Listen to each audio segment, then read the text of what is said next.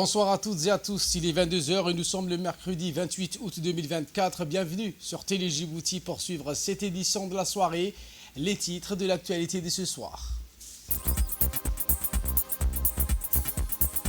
Lancement d'un atelier de formation sur l'hygiène et la cybersécurité au profit des chefs d'établissement au ministère de l'Éducation nationale et de la formation professionnelle. Également dans l'actualité de ce 22 heures, le Clyde IB, une souche pas si dangereuse selon l'OMS. Voilà pour les titres. Merci si vous nous rejoignez sur Télé Djibouti. Le chef de l'État Ismaïl Omar Guelleh a procédé hier à la faveur du Conseil des ministres, marquant ainsi la reprise du gouvernement et partant la rentrée politique nationale à l'inventaire des priorités et actions qu'il fixe pour son gouvernement. Dans une intervention aux allures de grand oral, le président Guelleh a décrit la mise en œuvre des grands projets de développement redéfinis pour notre pays comme étant la principale priorité fixée à son gouvernement. L'expansion des activités portuaires et le dynamisme de certains secteurs tels que les télécommunications constituent les structures phares de croissance économique, a poursuivi à cet effet le président de la République Ismaïl Omar Guelleh. Il a dans la foulée présenté aussi l'exploration des sources nouvelles des débouchés économiques pour notre pays comme un créneau viable de renforcement pour notre essor. Nous devons donc mettre en place nos efforts de diversification économique en investissant, a-t-il précisé, dans des secteurs porteurs tels que le tourisme, l'agriculture, les énergies renouvelables et les petites industries, à cet effet déclaré le président Guelleh. Et ce mercredi 21 août, donc, MT Sounion, battant pavillon grec, a été la cible d'une attaque perpétrée par les Houthis au large de la ville portuaire de Hodeïda en mer Rouge. Cette attaque a déclenché des incendies au bord de ce navire grâce à l'intervention donc rapide d'un bâtiment de guerre de la Marine nationale française. Les membres de l'équipage abandonné le navire en feu ont pu être évacués ce jeudi 22 août, transportés de la rade de Djibouti par un remorqueur de la capitainerie des ports où ils ont été pris en charge par les autorités compétentes djiboutiennes. Le MT Sounion transporte à son bord plus de 150 000 tonnes de pétrole brut en provenance de l'Irak. Un volume considérable de pétrole qui représente donc un risque majeur de désastre écologique. Cette fuite de pétrole du navire pourrait causer une marée noire d'une ampleur dévastatrice, menaçant également les écosystèmes côtiers et la biodiversité marine de la région. Les zones concernées sont particulièrement sensibles car elles abritent 18 aires marines protégées et 12 zones d'importance écologique et biologique. De plus, la région est classée comme site patrimoine naturel de l'UNESCO, ce qui renforce également l'importance de sa préservation.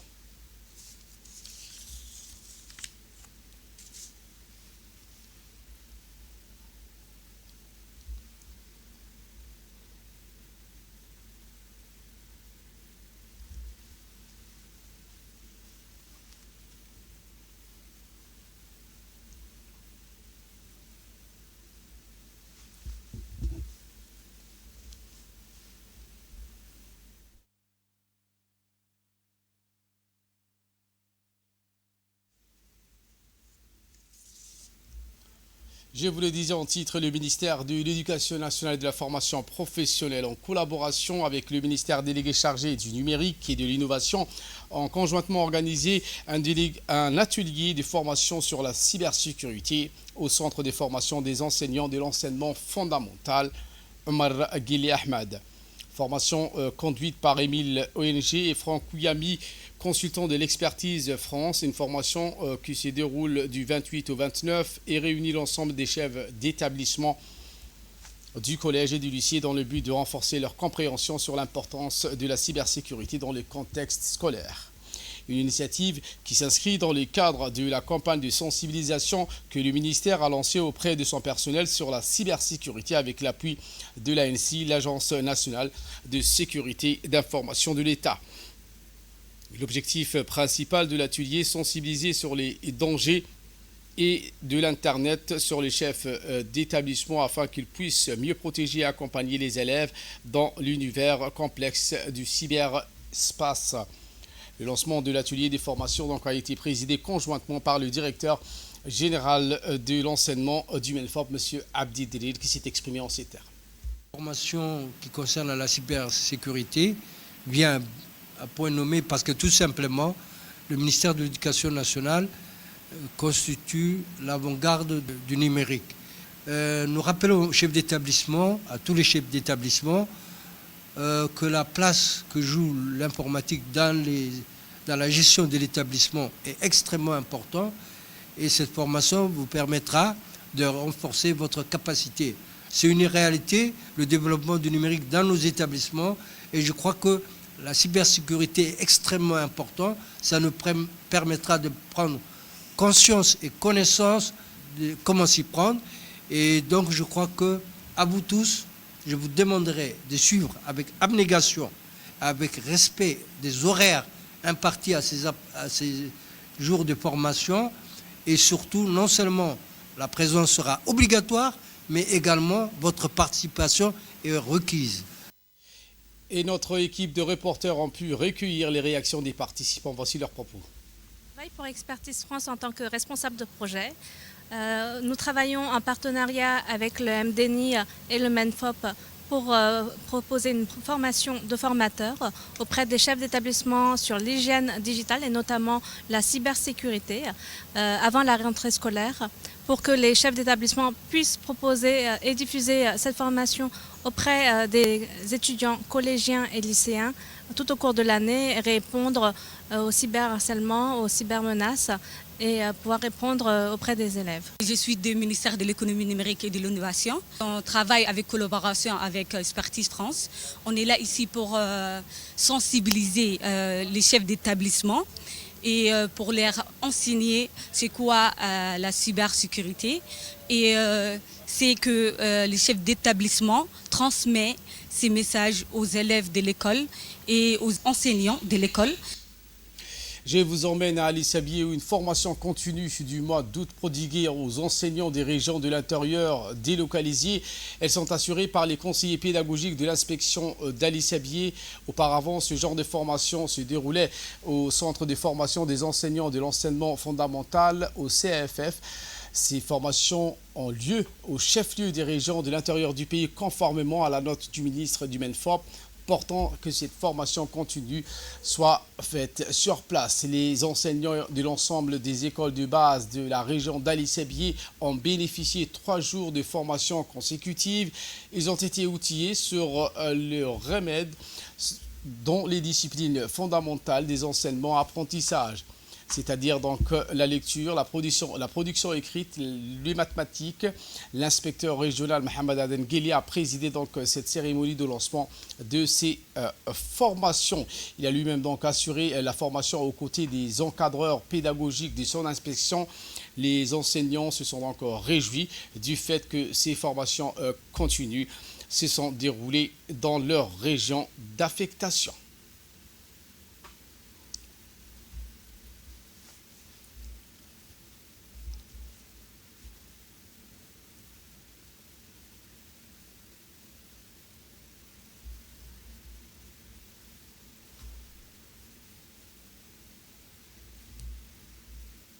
Et notre correspondant sur place, Ali Sabié, Mohamed Cheikh Aboubakar, a pu recueillir donc l'interview de l'inspecteur général Mohamed Aden Gheli.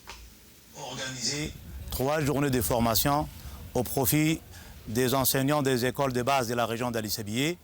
L'objectif de ces formations, d'outiller les enseignants, de renforcer l'efficacité de leurs prestations pédagogiques en termes d'analyse et d'interprétation des résultats des évaluations ou encore d'identification et de traitement des difficultés scolaires, des programmations des projets éducatifs qui valorisent les procédures de remédiation et de régulation en rapport avec les profils, les besoins de chaque classe. Ces formations s'est déroulées dans la capitale. Donc c'est la première fois qu'on a délocalisé l'organisation de ces formations dans les régions. Donc nous adressons à nos vives remerciements à l'endroit du ministre de l'Éducation nationale et nous souhaitons, Inch'Allah, une bonne rentrée scolaire à tous les enseignants de la région d'Ali Sabié. La localité de Mouloud lance la deuxième édition du tournoi du Corridor Sud, localité située dans la région de l'Unité, et ce sous l'égide du secrétariat d'État chargé des sports, où le comité pour le développement de Mouloud a donné le coup d'envoi hier de cette seconde édition très attendue du tournoi du Corridor Sud. Tournoi devenu un rendez-vous incontournable pour les passionnés de foot de la région, et a vu donc son lancement sous un ciel clément, propice à un événement de cette envergure. Le tournoi donc a débuté avec un défilé des équipes représentant fièrement les différentes localités du sud du pays devant un parterre d'invités de marque, parmi lesquels l'on note le préfet de la région d'Arta, le représentant du préfet de Dikil, Youssouf Ali.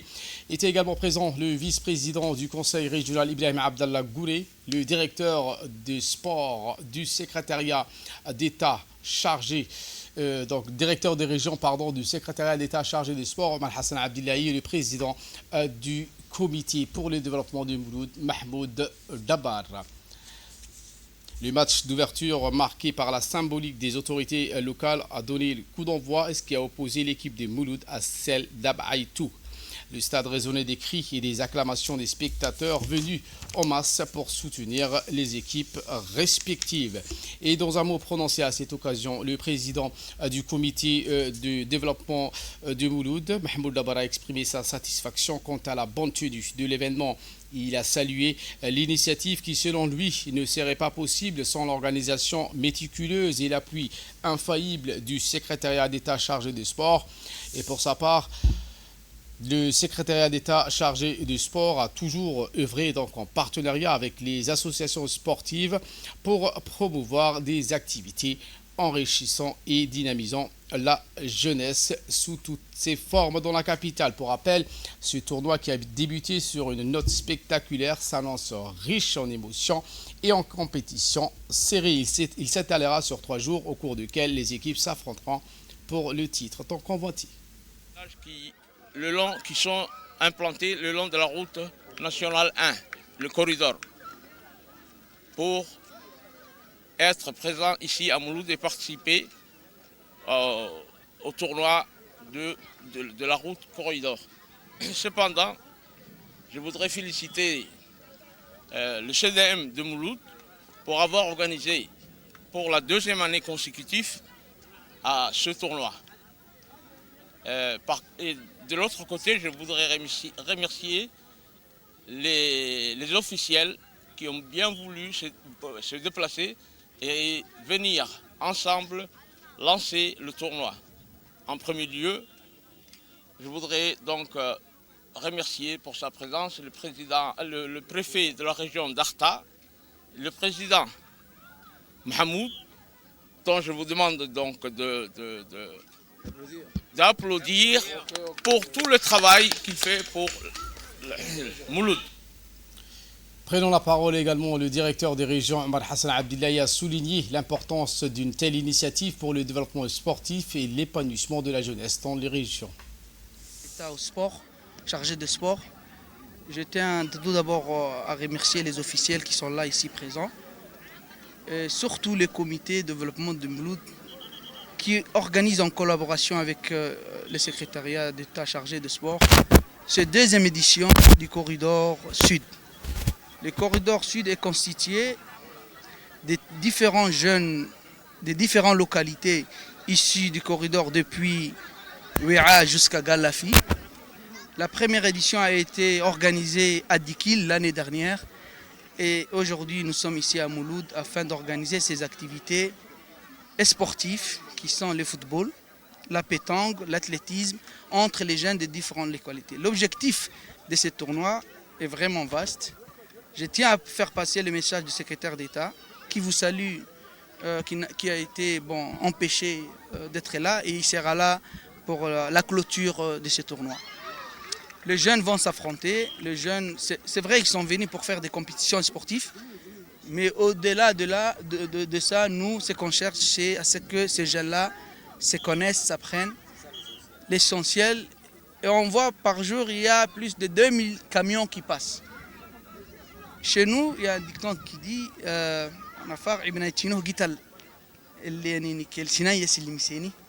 pour dire que les invités, il faut les accueillir, il faut les accompagner. Et on dit aux jeunes aussi de profiter de ce corridor. Je ne vais pas trop m'attarder sur ça. J'ai dit aux jeunes bonne chance et merci au comité de développement de Mouloud. L'actualité de ce 22h, c'est aussi cet incendie qui s'est produit hier soir dans un atelier de fabrication des meubles en bois et d'autres accessoires situé à l'entrée du quartier Barouaro de la commune de Balbala, non loin du rond-point de la Palmeraie. Les forces de la protection civile se sont vite rendues sur le lieu pour maîtriser le feu. Une tragédie qui a causé donc d'importants dégâts matériels. L'on déplore aucune perte humaine.